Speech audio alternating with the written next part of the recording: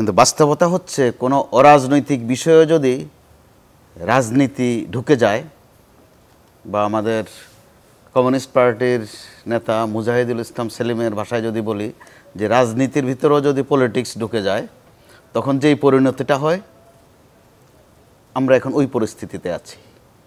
প্রথমত বিষয়টা কিন্তু আদালতের কাছে কোনো দাবি নয় শিক্ষার্থীদের, তাদের দাবি রাষ্ট্রের নির্বাহী বিভাগের কাছে। কিন্তু নানান কায়দা কানুনে সেটা চলে গেছে আদালতের বিষয় হয়ে। আর আমাদের মধ্যে একটা প্রবণতা শুরু হয়েছে যে যেটার মধ্যে আইনের কোনো প্রশ্ন নাই, তেমন বিচারের প্রশ্ন নাই, কিন্তু আমরা অত্যন্ত ঠান্ডা মাথায় সেটা আদালতের ঘাড়ে চাপিয়ে দিই। তখন আদালতের করণীয় একটা থাকে একটু বিব্রত হওয়া, কিন্তু আমরা মাশাআল্লাহ আদালতকে বিব্রত হওয়ার সুযোগটাও দেই না। যেমন খুব গরম পড়েছে, আগামী শনিবারকে স্কুল কলেজ খোলা থাকা ঠিক, আদালতের কাছে আমরা রায় চাই। শীতের কারণে শিক্ষার্থীদের কষ্ট হচ্ছে, স্কুল কলেজ চলবে কিনা এই মাস কয়েক আগের ঘটনা, আমরা আদালতে চলে যাচ্ছি। অর্থাৎ আদালতকে অবান্তর বিষয়ে কিন্তু আমরা ব্যস্ত করে দিচ্ছি, কেউ না কেউ করছি, এবং এটার পেছনে ভালো বুদ্ধি কাজ করে, এবং ম্যাক্সিমাম বুদ্ধিগুলোই রাজনৈতিক বুদ্ধি।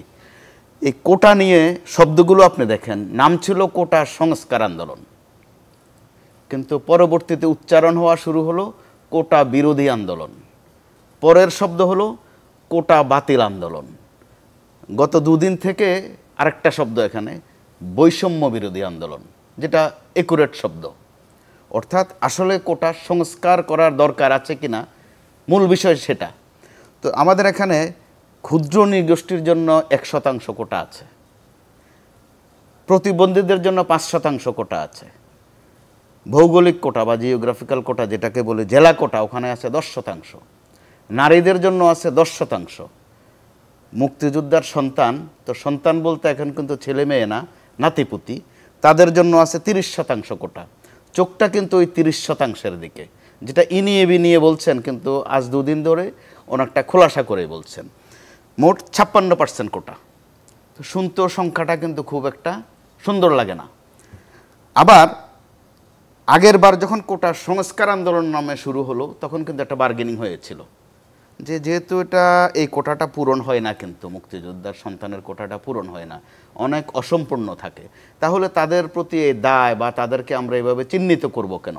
এখন চিহ্নিত করতে করতে এমন হয়ে গেছে শিক্ষার্থীদের মধ্যে প্রতিপক্ষ, তারা কিন্তু অলরেডি রাস্তায় নামা শুরু করেছে। যেখানে শিক্ষক গুরুরাই আছেন আন্দোলনে, তারা আন্দোলনে অটল আছেন, অটল থাকবেন। অর্থাৎ শিক্ষা প্রতিষ্ঠানগুলোতে একটা শাটডাউন চলছিল। এর মধ্যে শিক্ষার্থীরা কি করে, আমরা একটু অপেক্ষায় ছিলাম।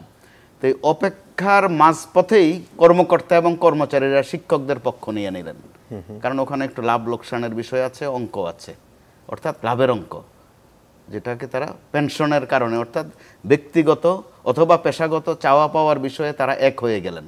কারা? অন্যতম সেক্টর হচ্ছে ইউনিভার্সিটির শিক্ষক মহল। তাদের মধ্যে কিন্তু জাতীয়তাবাদী শিক্ষক আছে, আওয়ামী শিক্ষক, প্রগতিশীল শিক্ষক, লাল গ্রুপ, নীল গ্রুপ, সাদা গ্রুপ, সব রং কিন্তু একাকার হয়ে এখন তারা এক হয়ে গেলেন। গত 16-17 বছরে কোনো সেক্টরকে এভাবে এক হয়ে যাওয়া হয়নি, তারা হয়েছেন। ঠিক এই সময় সেটি আলাদা আলাদা একটা আলোচনা, আমরা এটি নিয়ে আলোচনা একই সময়ে কিন্তু ঘটলো। শিক্ষার্থীরা শিক্ষকদের সাথে শিক্ষার্থীরা নেমে গেলেন, শিক্ষকরা ক্যাম্পাসের ভিতরে, আর শিক্ষার্থীরা কিন্তু এর মধ্যে দুর্ভোগের কারণ হয়ে গেলেন। গোটা রাস্তা আজকেও সম্ভবত আমার কাছে যে তথ্য, 17টি পয়েন্টে তারা এক হয়েছে। শিক্ষার্থীরা ক্যাম্পাসের বাইরে আসলো কিভাবে? এসেছে নাকি আনা হয়েছে আরেকটা আলোচনা এখানে আছে। আমরা যেটা এর মধ্যে জেনেছি, ক্ষমতাসীন দল থেকে বলা হয়েছে যে তাদের সাথে আমাদের কিছু কথাবার্তা হচ্ছে বা চলছে। তো নেপথ্য সেই কথাটা, যেহেতু অঙ্কটা সামনে আসেনি, আগের বার বিতর্ক ছিল সরকারের সাথে তাদের, যে ঠিক বাতিল নয়, 15, 16 অথবা 17, এই 3টা অঙ্ক নিয়ে কথা হয়েছে। এবার কিন্তু আজকে তাদের ওখানেও একটা অঙ্ক উল্লেখ হয়েছে, অর্থাৎ 5-6%। তাহলে খুব জটিলতা কিন্তু এখানে নাই, কথাবার্তা বললে সেটা ফয়সালা হয়ে যায়, রাষ্ট্রের নির্বাহী বিভাগ থেকে সেটা হয়ে যায়। কিন্তু আদালতের কাছে চলে যাওয়াতে এখন বলা 7 আগস্ট পর্যন্ত বলা হচ্ছে ধৈর্য ধরতে, কিন্তু তারা ধৈর্য ধরতে রাজি না, অথবা তাদেরকে ধৈর্য ধরাচ্ছে না। যে বৃহৎ দুটি ছাত্র সংগঠন, ছাত্রলীগ এবং ছাত্রদল, এই আন্দোলনের সাথে নাই কিন্তু কাছে আছে, ডানে বামে আছে, তাদের কিন্তু মনিটর আছে। সাথে আর ডানে বামে আর কাছে তফাৎ আছে কিন্তু শব্দগুলোর মধ্যে, যেরকম তফাৎ সংস্কার আর বাতিলের মধ্যে।